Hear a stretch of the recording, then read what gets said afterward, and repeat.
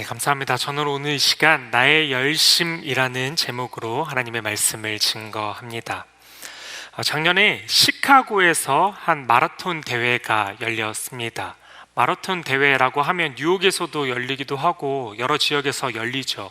그런데 특별히 작년에 있었던 이 시카고에서 열렸던 마라톤 대회는 온 세간의 주목을 받게 됩니다.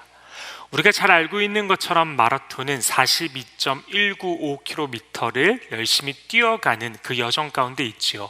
그리고 그 42.195를 5시간 30분 안에 결승점에 들어와야 완주를 하게 되는 운동입니다. 우리는 이 5시간 30분 안에 들어오는 것조차도 매우 힘들어합니다. 아니, 걷는 것조차도 힘들어하고 하루에 2만 보 걸으면 와, 나 오늘 성공했다라고 외치는 게 우리이지요. 그런데 이 마라토너들은 이 42.195를 3시간 안에 대부분 들어온다라고 해요. 일반 사람들은 열심히 운동하면 5시간 반 안에 완주할까 말까 하지만 프로급에 있는 엘리트 선수들은 대부분 2시간에서 3시간 이 사이에 완주를 한다고 합니다.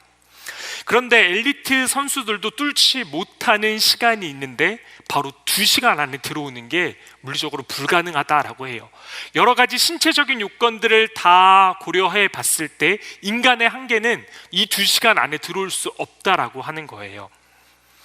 2시간 안에 돌파를 하면 그래서 서브2를 달성했다라고 이야기를 합니다. 그런데 바로 작년 시카고에서 케냐 선수가 2시간 35초로 서브2를 달성하게 됩니다. 세계 신기록을 세우게 된 것이지요. 그래서 온 세간의 집중을 받게 된 것입니다. 그런데 이 케냐 선수만큼이나 이목이 집중된 것이 있습니다. 바로 이 마라톤 선수가 신었던 신발입니다. 열심히 뛰어서 1등을 하였던 이 선수를 또한 이 서브2에 오르게끔 한 그 신발은 무엇이냐, 여기에 집중하기 시작한 것이지요. 이 신발을 만든 업체 측에서는 야, 기회다라고 하면서 막 이야기합니다. 우리는 최신 기술을 이 신발에 다 접목시켜가지고 우리 신발을 신었기 때문에 이 선수가 서브2를 달성한 것이다. 우리 신발은 이러한 기능이 있고 이러한 놀라운 일들이 있으며 이걸 신고 뛰면은 편안하게 뛸 수 있다라고 하면서 막 홍보를 하기 시작합니다. 그리고 이 신발은 내년도 1월 달에 나옵니다. 얼마입니다 라고 하면서 막 계속 홍보를 하지요. 이 순간을 놓치지 않고 마케팅을 한 것이지요. 이 기사를 보면서 저는 참 열심히 산다라는 생각을 했습니다.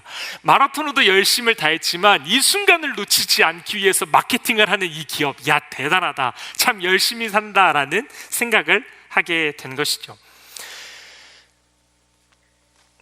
우리는 먹고 살기 위해 참으로 애를 쓰며 나아갑니다. 참 열심을 다하며 나아가는 우리를 보게 되지요. 얼마 전 저는 가슴 두근거리는 선물을 하나 받았습니다. 얼마나 서프라이즈로 저에게 몰래 주고 싶었는지 주황색으로 된 봉투에 넣어서 제 차 위에 놓고 갔더라고요.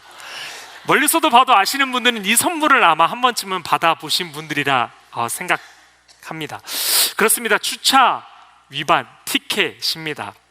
이걸 받고는 너무 억울한 거예요. 나름 저 뉴욕에서 2년 차로서 살아가고 있거든요. 이제 스트릿 파킹 정도는 아주 스마트하게 핸드폰을 꺼내서 등록을 합니다. 아직 이거 모르시는 분들도 있겠지만 저는 이런 것들 잘 알고 있거든요. 내 자리가 어느 지역에 있구나 하면서 그 번호를 보고서 스마트폰을 꺼내서 등록을 합니다. 내 차가 여기에서 몇 시부터 몇 시까지 있을 거야 라고서 등록을 하죠. 그리고 제 업무를 봅니다. 이때도 스마트폰으로 이 앱에서 저는 차를 등록을 했어요. 그리고 나왔는데 이 두근거리는 이 편지가, 이 선물이 제 차 위에 올려져 있는 거 아니겠어요? 처음엔 믿지 않았죠. 아닐 거야, 진짜 편지일 거야 라고 생각했습니다. 그런데 아니나 다를까 안을 열어보니 티켓인 거예요. 너무나도 억울했어요. 나는 정직하게 다 했는데 왜 나에게 이런 일이 있는 거야? 시계를 봤죠. 내가 혹시 시간을 넘어서 왔나? 그런데 그것도 아니에요. 제가 정확하게 정한 그 시간 안에 저는 돌아왔어요. 그런데 나는 왜 티켓을 끄는 거야? 라고 너무나도 억울한 마음에 이의 제기 신청을 하게 됩니다. 나는 잘못이 없다, 나는 이 핸드폰을 정확하게 이 티켓을 끊었다라고 하면서 이의 제기를 한 것이지요. 영어도 잘 안 되는 제가 손해보고 싶지 않아서 정말 초고도의 집중력과 증거를 내세우며 나는 위반이 아니다 라고 했습니다. 결과는 어떠했을까요? 저의 열심을 다한 이의 제기가 먹혔을까요? 그랬으면 좋겠지만 먹히지 않았습니다. 알고 보니까 그 제 열심을 다한, 열심히 차량을 등록하고 시간 안에 오고 한 제 그 다 열심히 한 가지 허점이 있었는데 바로 제 차량 번호를 잘못 적어뒀던 거였습니다. 그래서 제 차량 번호가 여기에 입력이 제대로 안 돼 있으니까 티켓을 끊었던 것이지요. 생각해보면 우리는 무언가를 얻기 위해서 또는 무언가에 손해보지 않기 위해서 참으로 열심히 우리는 살아갑니다. 이건 뉴욕에서 살아가는 이민자로서 살아가는 여러분들 또한도 참으로 열심히 살아가는 인생이지요. 바라옵기는 오늘 말씀을 통해서 우리가 주목해야 할 나의 열심은 무엇인지를 깨달아 그 감격을 누리며 살아가는 저와 여러분 되기를 소망합니다. 오늘 소개되어지는 예후 왕은 자신을 이렇게 소개합니다. 여호와를 향한 나의 열심을 봐라 라고 자기를 소개합니다. 예후 왕은 무엇에 그토록 열심을 다했던 것일까요? 먼저 예후 왕은 이스라엘 10대 왕으로서 기름 부음을 받습니다. 그리고 그 기름 부음 받을 때 왕으로서 이뤄내야 할 사명 또한 같이 그에게 주어집니다. 9장 7절입니다. 너는 내 주 아합의 집을 쳐라. 이 예후가 왕이 된 이유가 무엇이냐? 바로 이 사명을 감당하기 위해서 기름 부음 받았다라는 거예요. 너가 해야 될 역할이 있는데 북이스라엘의 10대 왕으로서 이제 너가 해야 될 역할은 무엇이냐? 아합의 집을 치는 것이다 라는 거예요. 이것에 열심을 다한 것이 바로 예후 왕이었습니다. 이 사명, 아합의 집을 치는데 한 걸음 한 걸음 한 걸음 계속해서 열심을 다해 나아갑니다. 아합이라고 하는 왕, 북이스라엘 왕들 중에서도 정말 악했던 왕이었습니다. 죄를 가볍게 여겼던 왕이었고, 그리고 바알을 숭배했던 이세벨을 자기 아내로 삼습니다. 그 뜻은 무엇이냐? 나도 바알 숭배하겠다라는 거예요. 그 아내를 데리고 오므로 말미암아 나도 이제 그 바알을 섬기며 예배하겠다라는 거예요. 그것을 치라고, 이제 나는 그것을, 하나님께서는 이제 그들의 가문을 가만히 두고 보지 않겠다고, 내가 이 가문을 치겠다라고, 그리고 그 사역에 있어서 예후를 사용하시겠다 말씀합니다. 예후를 통해서 그 아합의 집을 심판하시죠. 첫 번째, 아합의 집은 이렇게 그는 심판하며 또 처단하며 나아갑니다. 이스라엘 왕 아합의 아들 요람과 그리고 이 아합의 친척이었던 아하시야 왕을 처단합니다. 그리고 여기에서 끝나지 않습니다. 두 번째로 아합의 아내인 이세벨을 처단합니다. 과거 이세벨은 선지자들을 막 죽이기로 유명했습니다. 그 바알을 숭배하면서 선지자들을 못살게 굴기로 유명했던 자였습니다. 그 이세벨을 처단합니다. 그리고 이어 아합의 아들들, 무려 70명이나 되는 그 아합의 아들을 모두 처단하지요. 이전에 아버지가 죽었다는 소식을 아들들이 다 들었을 거예요. 그리고 그 70명의 아들들이 그러면 이제 내가 왕이 돼야지 하면서 준비하고 있었을 거예요.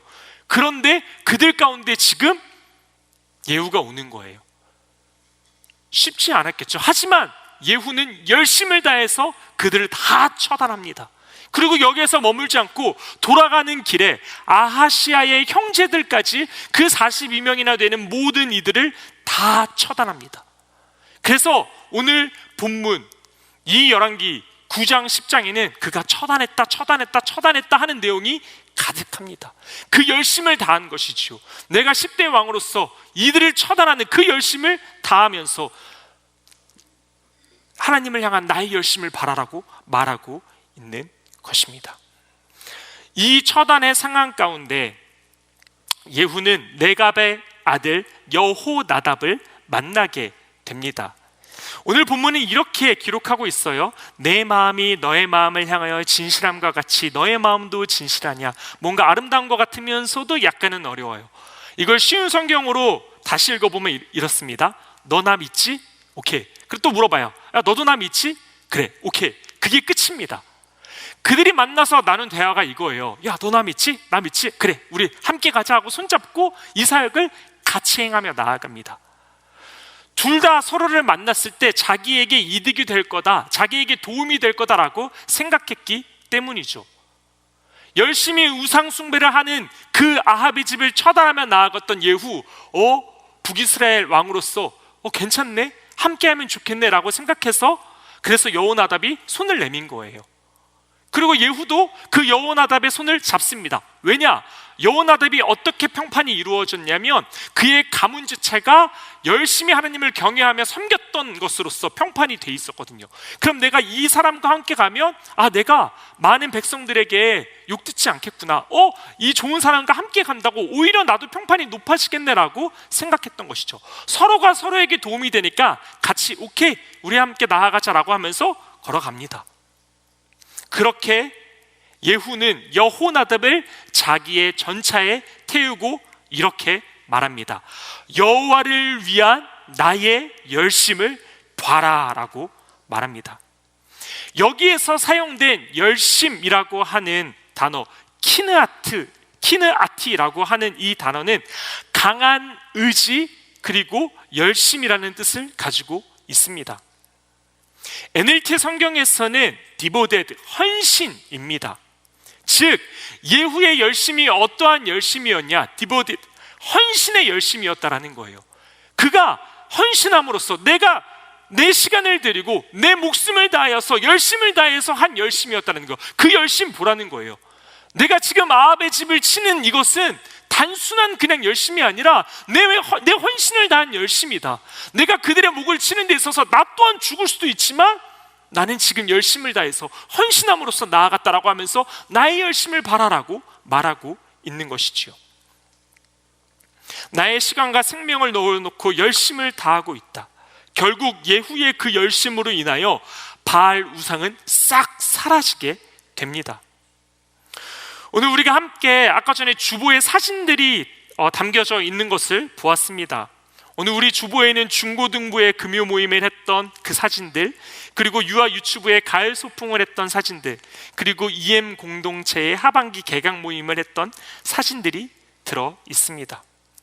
이 사역들이 있어서 헌신의 열심이 만약 없다면 과연 이 사역들은 진행되어질 수 있었을까요? 아무도 이 사역을 계획하지 않아요.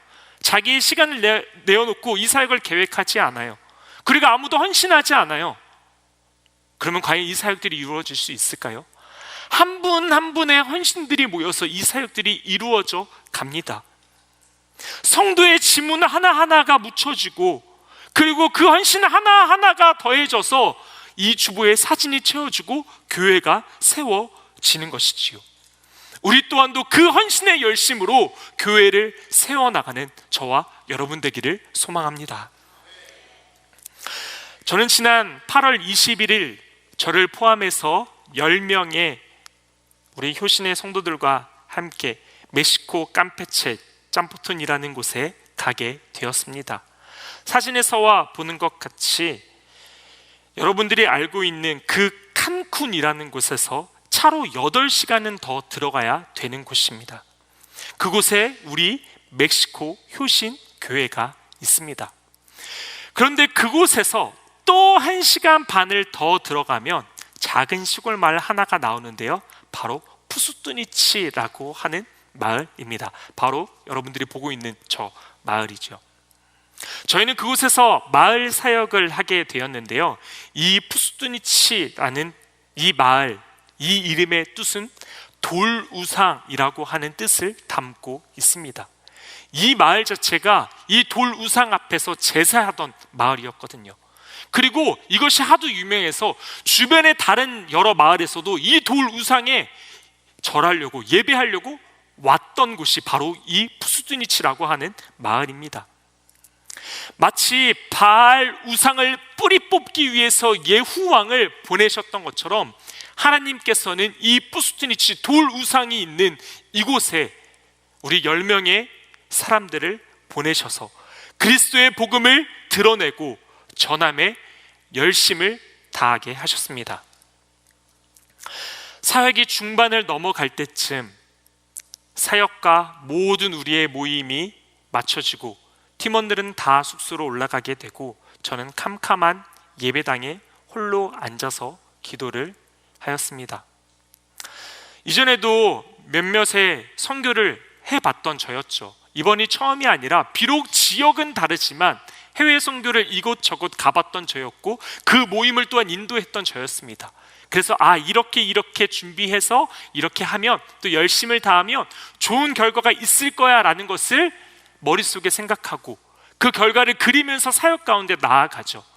이 사역도 그랬습니다. 우리가 이런 열심히 30시간이 넘는 이 열심을 다해서 또 준비했고 또 우리가 열심을 다하고 있으니 이러한 역사들이 일어날 거야. 좋은 일들 분명히 있었죠. 하지만 하나 둘 안타까운 모습도 보이기 시작합니다. 내 뜻대로 안 되는 것들이 생겨나기 시작해요. 삐걱삐걱 하는 것들도 있고 그리고 육체도 마음도 힘들어하는 분들의 모습이 보입니다. 그러면서 자책하게 되는 거예요. 내가 열심히 못해서 그런 건가? 나의 연약함 때문에 이것이 이런 걸까? 그러면서 하나님께 기도하기 시작합니다. 하나님, 저 그래도 열심히 하지 않았어요? 저 정말 최선을 다해서 하지 않았습니까?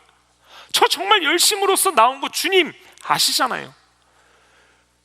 그 모임을 위해서 내 시간을 할애하여 헌신하여서 이 사역들을 준비했고 그리고 그 사역만 있는 것이 아니라 교회의 사역들 또한도 최선을 다했습니다. 하나님, 그리고 우리가 이곳에서 그 기쁨의 축제가 열렸던 그 한여름밤의 꿈도 최선을 다해서 준비했습니다. 집에도 들어가지 아니하고 새벽까지 열심을 다해서 우리의 교육자들과 함께 이렇게 그 사역들을 진행하지 않았습니까? 하나님 아시지 않습니까? 그리고 그 사역이 끝나고 나서도 이 멕시코 사역을 위해서 집에 안 들어가고 3일 동안 내내 밤새워서 사역 준비하다가 오늘 비행기 타고 오지 않았습니까? 하나님을 향한, 여호와를 향한 나의 열심을 좀 보십시오라고 기도하기 시작합니다. 여호와를 향한 나의 열심을 보십시오. 주님 알지 않습니까? 그런데 왜 내 뜻대로 되지 않고 왜 삐걱거리는 모습들이 우리 안에 생겨납니까? 하나님, 그렇게 기도를 합니다. 그 순간 하나님께서는 이 찬양을 저에게 떠올리게 해주시고 하나님의 마음을 저에게 알게 해주십니다. 은성아, 조금 느린 듯해도 기다려주겠니? 조금 더딘 듯해 보여도 나 한번 믿어줄 수는 없겠니? 너의 눈물의 기도 잊지 않고 있으니 나의 열심으로 내가 이루겠다. 주께서 저에게 그렇게 말씀해 주시는 거예요. 이 찬양으로 내내 저를 위로해 주시는 거예요. 왜 너의 열심에 머물러 있니? 너 이만큼 했으니 이루어져야 한다라는 왜 너의 열심에 머물러 있니? 이제 나의 열심을 좀 보지 않겠니? 내가 이룰게. 조금은 더뎌 보여도 지금 이루어지지 않을지라도 그렇게 보여도 이루시는 나를 보지 않겠니? 주님께서 말씀해 주십니다. 그래, 하나님의 열심으로 이루어갈 사역인데 나의 열심으로 이루어가려고 노력했구나 생각합니다. 돌이켜보니 이 모든 사역의 열심, 하나님을 위한 나의 열심을 보십시오라고 하면서 이것이 하나님을 향한 나의 열심이다 라고 말하면서 그 제 마음 한켠에는 나의 만족과 유익을 위한 열심이 있었습니다. 이전에도 선교를 다녀오면 저의 평판은 높아졌습니다. 열심을 다하니까. 그저 선교에 가서 말씀만 전하는 게 아니라 함께 거하는 사람처럼 똑같이 일을 다하니까, 똑같이 다 수고하고 똑같은 사역에 다 참여하고 하면서 또 제일 늦게 자고 제일 일찍 일어나면서 그 사역들을 준비하니까 사역을 갔다 오면 목사님 대단해 라는 소리를 들었거든요. 제 안에 그 소리를 또 듣고 싶었나 봐요. 그러니까 하나님 저의 열심 보십시오. 저는 이 사역들 잘 해내야 합니다. 이 사역들이 잘 이루어져야 됩니다 라는 게 제 마음에 있었던 거죠.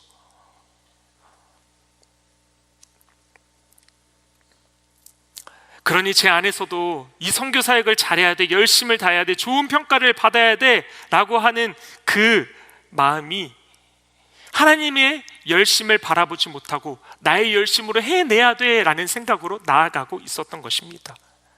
나의 열심의 문제를 직면하게 된 것이지요. 예후의 헌신적인 열심은 정직한 열심, 옳은 열심이었습니다. 30절은 이렇게 기록합니다. 그가 정직한 일을 행하되 잘 행하여. 그리고 쉬운 성경은 이렇게 말합니다. 그가 옳은 일을 했다라고 말하고 있어요. 예후가 아합의 집을 친 것 정직하게 한 것이야, 옳은 일 한 것이야 라고 이야기합니다. 그런데 이 예후의 열심이 전심을 다한 열심이었냐? 그건 아닙니다. 31절은 이렇게 기록합니다. 그러나 예후가 전심으로 이스라엘 하나님 여호와의 율법을 지켜 행하지 아니하여 여로보암이 이스라엘에게 범하게 한 그 죄에서 떠나지 아니하였더라. 그가 정직하고 옳은 열심을 보였지만 그러나 예후가 전심으로 하지 아니한 것이 있으니 여로보암이 이스라엘에게 범하게 한 그 죄악의 길을 똑같이 따라갔다라고 말하고 있어요. 이 아합의 집을 멸한 것, 아합 이 왕으로부터 쭉 올라가면 북이스라엘 왕 초대 왕 여로보암이 등장합니다. 여로보암 왕은 두 금송아지를 만들어서 하나는 그 북이스라엘의 최북단 단에 두고, 그리고 또 하나는 최남단 그리고 베델에 두게 됩니다. 그렇게 최북단과 최남단의 금송아지를 두어서 백성들이 여호와를 예배하는데 예루살렘으로 못 가게 해요. 너희들 여기에서 예배하면 돼, 이 안에 북이스라엘 안에 너희들 있으면 돼 라고 말하고 있는 거죠. 너희들 이 금송아지에게 절하면 돼 라고 하면서, 그러면서 그들을 그 북이스라엘 안에 가둬둡니다. 이 죄가 끊임없이 계속 이어집니다. 이 여로보암의 죄가 그 다음 왕들을 평가할 때 계속 나옵니다. 여로보암의 죄를 끊지 못했다, 여로보암의 죄를 가지고 있었다. 오늘 예후도 동일합니다. 이 여로보암의 죄를 끊지 못했다라는 거예요. 그의 열심, 옳은 열심이었고 그의 열심이 정직한 열심이었지만 전심은 아닌 열심이었음을 말하고 있습니다. 그가 만약 그 예후가 자신의 열심이 전심이었다면 하나님이 싫어하는 모든 우상을 다 없애버리는 게 맞습니다. 그런데 바알의 우상만 다 없앱니다. 그 여로보암부터 나오는 이 금송아지의 이 우상은 그대로 놔둬요.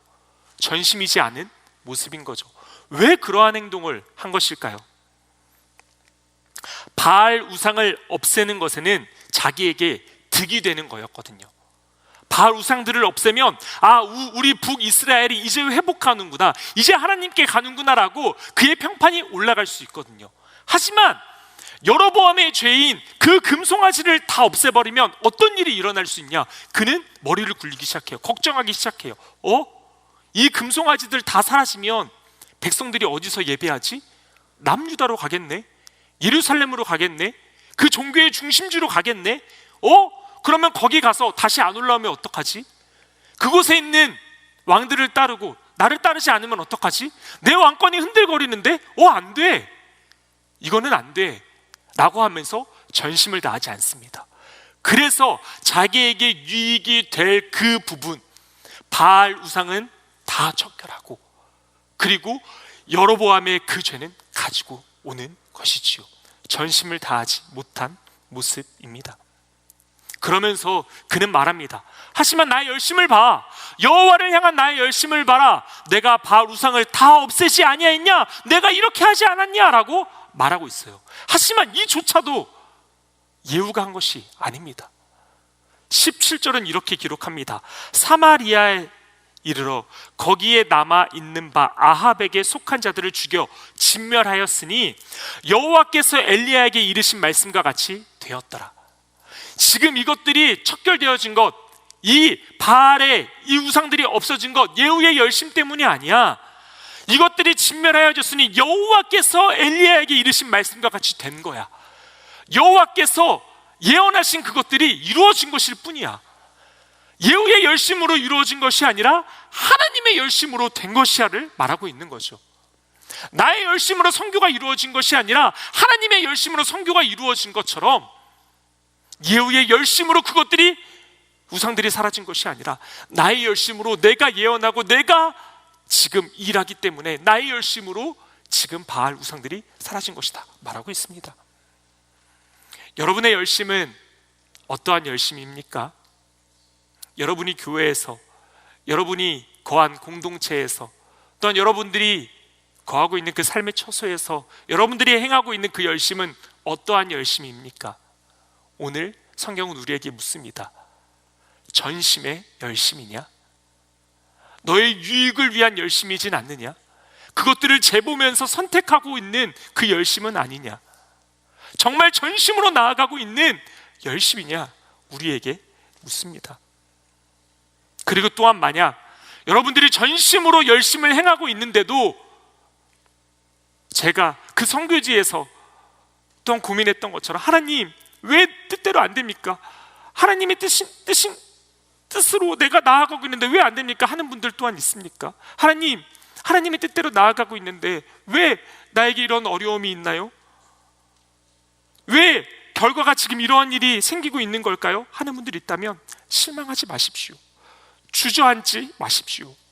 비록 느리고 더딜지라도 주님은 열심으로 계속 이루어가고 계십니다.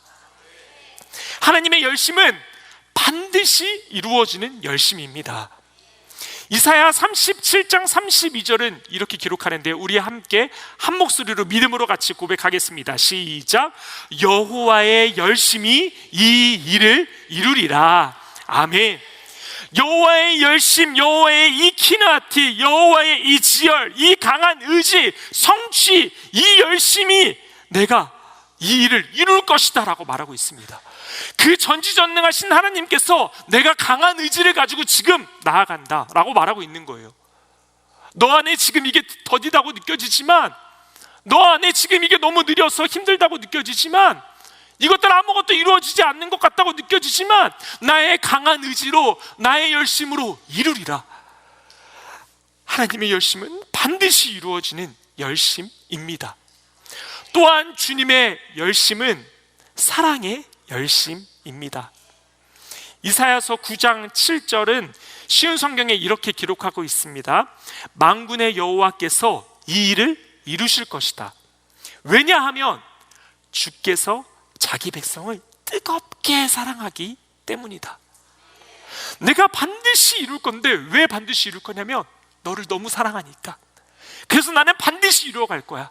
너가 지금은 좀 아파하고 있지만 나도 그것 같이 아파하며 내가 반드시 이루어갈 거야 라고 주님 오늘 말씀하고 있습니다. 멕시코에서 사역을 하는 동안 에블린이라고 하는 청년은 우리가 사역을 하는 내내 너무나도 열심을 다해줬던 그런 청년입니다. 첫 마을 사역을 나갈 때의 사진인데요, 이때에도 에블린과 함께 저는 차를 같이 탔습니다. 제가 앞에 타고 이 아이는 뒤에 탔죠. 그런데 이 청년은 시골 마을로 가는 그 1시간 30분 동안 내내 찬양합니다. 하나님을 향한 열심을 가지고 계속 찬양하는 거예요. 처음에는 막 멕시코 찬양을 막 해요. 저 하나도 못 알아듣죠. 피곤하고 좀 자야겠다 싶어가지고 선글라스 끼고서 앉는 척하면서 앉아 있었어요. 근데 이 찬양이 끊임없이 계속 이어집니다. 영어 찬양을 하기 시작해요. One way Jesus 막 고백해요. 갑자기 이번에는 한국 찬양을 합니다. 동남풍아 불어라. 얘 도대체 몇 년도를 살고 있는 아이인가. 80년대, 90년대, 2000년대 찬양들을, 한국 찬양들을 막 하기 시작해요. 대단한 열심이다. 하나님을 향한 그 찬양의 열심이 너무나도 대단하다. 찬양팀을 또 섬기고 있거든요. 엄청난 열심이다라고 생각하게 됐죠. 그 찬양을 내내 들으며 결국 1시간 30분 동안 모시고 도착했어요. 이 아이의 열심 나보다 대단하다 생각했지요. 또 한글학교 국악사역을 할 때에도 얼마나 눈치가 빠른지 모릅니다. 저 맨 앞에 있잖아요. 우리가 이것을 전하는 데 있어서 언어적인 한계가 있잖아요. 근데 우리가 전하는 것을 바로 눈치를 챕니다. 그리고 맨 앞에서 뒤에 아이들에게 지시하는 거예요. 야, 이렇게 해, 손 펴, 짜라짜라짜라짜라 딱 해서 만들고, 또 야, 원 만들어, 짜라짜라 만들어요. 맨 앞에서 딱 뒤보면서 딱 카리스마 있게 합니다. 열심을 다해요. 그리고 또 오른쪽 보세요. 막 뒤로 지금 나자빠지기 직전 있잖아요. 그 안에 기쁨이 얼마나 있는지 몰라요. 사랑과 기쁨과 열심이 있는 모습이 바로 이 에블린 청년의 모습이죠. 그런데 사실 이 청년은 큰 아픔을 가지고 있는 청년입니다. 6살 때쯤 카르텔이라고 하는 멕시코 갱단이 이 에블린의 집에 쳐들어오게 됩니다. 그냥 눈만 뜨고 상황만 볼 수밖에 없는 그 연약한 아이의 집에 갱단이 쳐들어와서 할아버지가 운영하는 일이 돈이 되니까 그 할아버지를 죽입니다. 그 아이가 보는 바로 눈앞에서 죽이는데 그들이 항상 들고 다니는 이만한 마체테라고 하는 칼을 들어서 토막살인을 냅니다. 팔 하나를 자르고 다리 하나를 자르고 마디 하나를 자르고 목을 자릅니다. 이 아이는 그것을 눈앞에서 목격합니다. 그 아이에게 어떠한 기쁨과 어떠한 소망도 없습니다. 다 사라집니다. 충격에 휩싸이게 되지요. 너무나도 큰 충격을 받았는데 그 충격에서 멀지도 않아 얼마 지나지도 않아 엄마 또한 돌아가시게 됩니다. 그리고 아버지도 집을 나갑니다. 이 에블린이라고 하는 청년에게 남겨진 것은 오로지 외할머니만 남겨지게 됩니다. 그 상황을 보면서 이 아이는 어마어마한 공포감에 사로잡힙니다. 지금은 이 외할머니밖에 없는데 이제 또 이 갱단이 들어오면 어떡하지 하는 생각이 그 아이에게 있지 않았겠습니까? 어떠한 믿음이 그 아이를 일으킬 수 있겠습니까? 그래, 내가 이제 부모님이 없으니 내가 열심으로 한번 이 가정을 이끌어가야지, 이런 생각이 어찌 들겠습니까? 그 아이의 생각에는 온통 큰 그 고통과 공포감이 휩싸여 오는 거예요. 그래서 심장병을 앓게 됩니다. 매일 약을 먹어야만 하루하루를 견딜 수 있는 삶을 살아가게 되죠. 그 청년이 우리가 반 저 미소를 가진 에블린입니다. 그런데 하나님께서는 이 에블린을 가만히 놔두지 않으십니다. 백성을 향한 그 뜨거운 열심, 백성을 향한 그 뜨겁게 사랑하시는 그 하나님의 열심이 이 아이를 감쌉니다. 그 하나님의 열심이 이 청년에게 있는 두려움을 몰아냅니다. 그 하나님의 열심이 이 청년 가운데 있는 그 외로움들을 몰아내고 따스함으로 들어오게 됩니다. 모든 것들을 다 포기하고 내리고 싶었던 이 청년에게 하나님의 열심이 들어오니 이 청년에게도 열심이 생기기 시작합니다. 그래, 내가 주저앉지 않아도 되겠구나. 하나님의 열심이 내 안에 일하시는데 나 일어설 수 있어. 그러면서 그 약을 끊게 됩니다. 하나님을 인격적으로 만나게 되고 하나님의 열심이 내 안에 역사함이 일어나니까 이렇게 나와서 가장 열심으로 하나님을 노래하고 하나님을 높이고 영광 올려드리고, 또한 그것도 모자라서 우리 모두에게 편지를 써줬던 아이가 바로 저 청년입니다. 나와 함께 해줘서, 함께 살아줘서 고마워요라고 편지를 하나하나 써주더라고요. 이 청년에게 어떠한 이러한 모습이 나올 수 있었습니까? 그의 열심으로 나올 수 있었을까요? 아니요. 하나님의 열심이 있었기 때문에 이것이 나올 수 있었습니다. 그 수많은 두려움 가운데 있었지만 하나님의 열심이 계속해서 일어나니까 그 아이 가운데 그 모든 것들이 변화되기 시작했던 것이지요. 이러한 이야기, 이러한 열심은 이 아이에게만 일어나지 않습니다. 또한 이 예후, 이 역대기에만 일어나지 않습니다. 우리가 잘 알고 있는 아브라함의 이야기, 아브라함은 믿음의 조상이라고 우리는 너무나도 잘 알고 있지요. 믿음의 조상답게 내 고향과 친척과 아버지의 집을 떠나라는 그 말에 순종함으로 떠납니다. 그리고 힘겹게 얻은 그 아들 이삭까지도 하나님께서 바치라는 그 말에 바칩니다. 그에게는 어떠한 하나님의 열심이 있었기에 그렇게 행동한 것일까요? 어떠한 믿음이 있었기에 이렇게 순종함으로 나아갈 수 있었던 것일까요? 그가 대단한 믿음이 있어서, 그에게는 놀라운 힘이 있어서 그 행동 하나하나를 한 것 같지만 사실 이 모든 과정 속에는 하나님의 일하심이 다 담겨져 있었습니다. 갈 바를 알지 못하는 상황 가운데 있습니다. 지금 내가 어디 있는지만 알고 너 이제 떠나라는 거예요. 아버지와 친척과 그 집을 떠나서 가래요. 근데 어딘지 몰라요. 어떻게 갈 수 있습니까? 그때 하나님께서 환상 가운데 나타나셔서 아브라함에게 말씀하십니다. 내가 너에게 복을 주려고 하는 거야. 그러니까 떠나라 라고 하면서 하나님의 열심을 보여주십니다. 내가 복 주려고 하는 거야. 내가 복 주려고 지금 내가 열심히 너에게 복 주려고 하는 거니까 떠나라고 하나님께서 말씀하십니다. 그래서 떠날 수 있었던 거죠. 그의 열심이, 그가 대단해서 떠날 수 있었던 게 아니라 하나님의 열심이 그 안에 왔기 때문에 그는 떠날 수 있었던 겁니다. 또 그는 어떠한 자입니까? 자신의 아내를 누이라고 했던 자입니다. 그 자가, 그렇게 믿음이 연약한 자가 어떻게 그런 믿음의 고백들을 할 수 있는 겁니까? 비록 아내를 누이라고 바로왕을 속였지만 하나님은 오히려 바로왕을 치시면서 바로가 벌벌 떨게 만드십니다. 이러한 사건들을 통해서 아브라함은 하나님이 일하고 계시는구나, 하나님의 열심이 내 안에 일어나고 있구나를 깨닫게 됩니다. 그 대단한 바로 왕조차도 하나님 앞에 수그리는구나, 하나님이 일하고 계시는구나를 보니까 그가 그렇게 떠날 수 있고 그가 그렇게 드릴 수 있었던 것입니다. 이뿐만이 아닙니다. 아브라함뿐만이 아닙니다. 야곱, 요셉, 모세, 욥, 다윗, 엘리야, 베드로, 바울, 수많은 이들의 삶 속에서 하나님은 열심을 다해서 그들의 삶 가운데 일하십니다. 또 그뿐만이 아닙니다. 하나님은 지금을 살아가고 있는 우리의 삶 속에서도 일하고 계십니다. 말씀을 정리합니다. 여러분들은 어떠한 열심으로 나아가고 있습니까? 정말 여러분들이 가지고 있는 그 열심은 전심의 열심입니까? 아니면 그저 정직하고 옳은 길을 하는 부분적인 열심입니까? 우리의 열심이 하나님께서 기뻐하시는 그 전심의 열심이 되기를 소망합니다. 또한 우리의 그 열심 속에서, 우리의 그 모든 삶 속에서 일하시는 그 열심을 보이시는 하나님을 우리는 발견하기를 원합니다. 내 모든 삶 속에서 나 일하고 있다, 나 지금 일하고 있다라는 그 주님의 음성을 듣는 저와 여러분 되기를 소망합니다. 오늘 주님도 이 시간은 말씀하십니다. 너를 오늘 예배당으로 이끈 나의 열심을 봐라, 주님 말씀하십니다. 죄악된 길에서 벗어나게 한 나의 열심을 봐라 말씀하십니다. 사귐과 사랑을 선택하게 하는 나의 열심을 봐라 말씀하십니다. 아픔 가운데, 상처 가운데 있는 자들이여, 그 가운데서 내가 너의 옆에 있는 그 나의 열심을 좀 봐라 말씀하십니다.